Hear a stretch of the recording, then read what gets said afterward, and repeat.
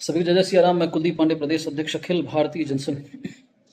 बंगाल की स्थितियां तो बहुत अच्छी होती चली। जो समय जो दबा कुचला हिंदू था वो आगे आज अपने आप को मुक्त महसूस कर रहा है। दीदी का जो आतंक था बंगाल में वो आज समाप्त हो चुका है।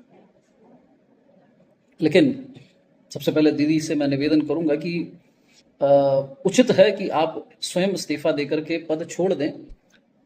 ये बच्चों की तरह हठ करना अनुचित है। पद छोड़ना उचित है, चाहे जिस विधा सरकार आप चुनाव हारी हैं, चाहे जो भी हुआ हो। और मेरा निवेदन है कि सबका समय आता है। आज आपके सितारे बुलंदी पर नहीं हैं तो आप पद छोड़िए और पुनः भारतीय जनता पार्टी जो वर्तमान सरकार है बंगाल की, उनको ढेर सारी शुभकामनाएं।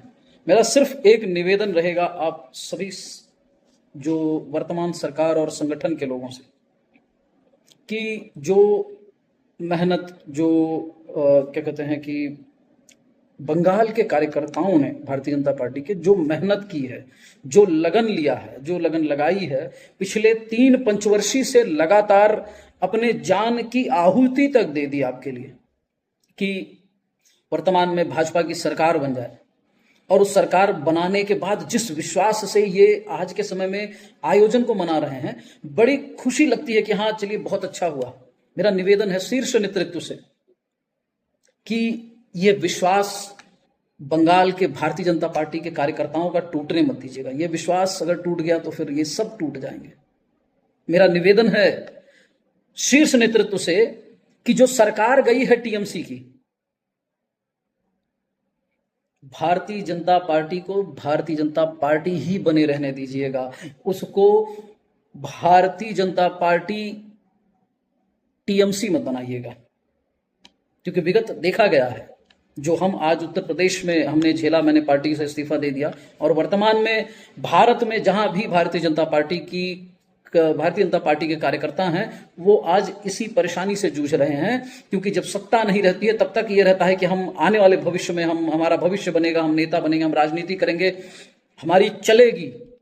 और अंततः गत्वा यह होता है कि भारतीय जनता पार्टी जैसे केंद्र में सत्ता में नहीं थी तो जनता ने पूरा सहयोग किया, कार्यकर्ताओं ने अपना सब कुछ लगा दिया, धन तन मन धन सब कुछ उन्होंने न्यौछावर कर दिया। अंततः गत्वा कार्यकर्ताओं को मिला क्या?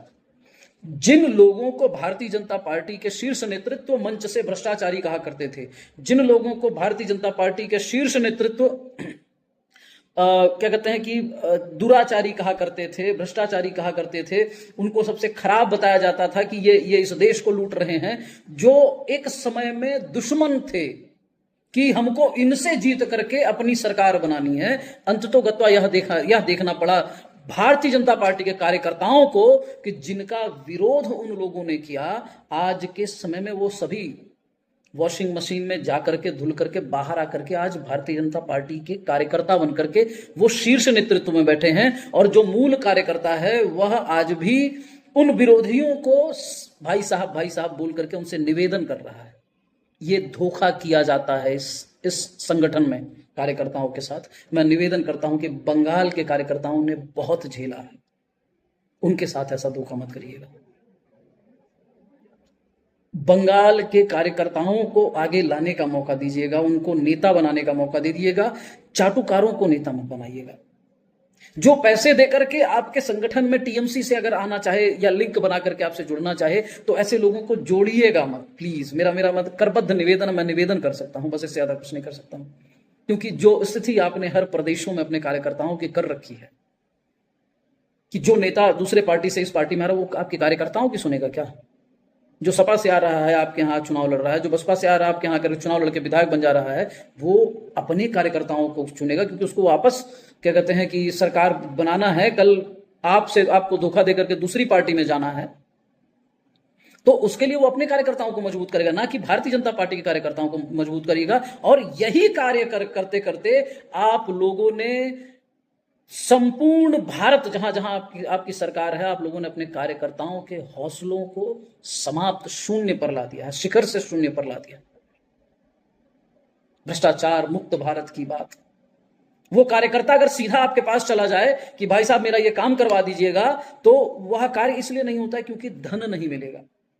क्योंकि वो कार्यकर्ता डायरेक्ट आपके पास, भाजपा का कार्यकर्ता भाजपा के नेता मंत्री के पास आता है और उनसे निवेदन करता है और वहां से धन नहीं आएगा, इसलिए मना कर दिया जाता है कि अरे बहुत ईमानदार सरकार चल रही है, नहीं हो पाएगा। वही कार्यकर्ता दूसरे पार्टी के नेता के पास या दूसरे पार्टी के दलाल के पास जाकर के कुछ धन दे करके काम करवाता है, तो वही मंत्री भारतीय जनता पार्टी, वही अधिकारी काम कर देता है, क्योंकि वह व्यक्ति दूसरे जगह से आया है और उसका काम इसलिए हो जाता है क्योंकि वहां धन मिला। भारतीय जनता पार्टी कार्यकर्ता निवेदन करेगा तो उसको कुछ नहीं मिलेगा। और आज तक यह देखा गया है कि भारतीय जनता पार्टी ने समन्वय, क्योंकि ये संभावनाएं बहुत ज्यादा हैं कि भारतीय जनता पार्टी टीएमसी को समाप्त करने के लिए टीएमसी के सारे विधायकों को शायद अपने साथ ले ले, टीएमसी के सारे बड़े नेताओं को अपने साथ ले ले। तो मेरा निवेदन है बंगाल के भारतीय जनता पार्टी के कार्यकर्ताओं से कि आप जागते रहिए, आपका शोषण ना हो पाए। उत्तर प्रदेश में सभी कार्यकर्ताओं का शोषण हुआ है। मैं पूर्व में भारतीय जनता पार्टी का कार्यकर्ता था, आज मैंने जनसंघ, भारतीय जनता पार्टी जिसे यह कहती है कि जनसंघ, भारतीय जनता पार्टी जनसंघ की उत्तराधिकारी है, मैं आज उसी जनसंघ का प्रदेश अध्यक्ष हूं। जनसंघ की उत्तराधिकारी कोई पार्टी नहीं है, क्योंकि भारतीय जनता पार्टी की नींव समाजवाद और गांधीवाद की विचारधारा पर हुई थी। जनसंघ के हिंदूवाद, भारतीयकरण के विचारधारा के विरुद्ध में जिसने जनसंघ की मूल विचारधारा को छोड़ दी, वह उत्तराधिकारी कैसे हो सकता है? मेरा निवेदन है बंगाल के सभी कार्यकर्ताओं से, सहिएगा नहीं। अगर वास्तविकता में अपनी मेहनत, अपने त्याग और अपने बलिदान को वसूलना है या बलिदान का आप निष्कर्ष चाहते हैं, तो समझौता मत करिएगा। जैसे दूसरे पार्टी का कोई नेता आएगा तो आपको विरोध करना है। अगर विरोध नहीं करेंगे तो यही हाल हो जाएगी जो हाल आज उत्तर प्रदेश में कार्यकर्ताओं की है, जो हाल आज उत्तराखंड में कार्यकर्ताओं की है, जो हाल आज दिल्ली में कार्यकर्ताओं की है, जो हाल आज महाराष्ट्र में कार्यकर्ताओं की है।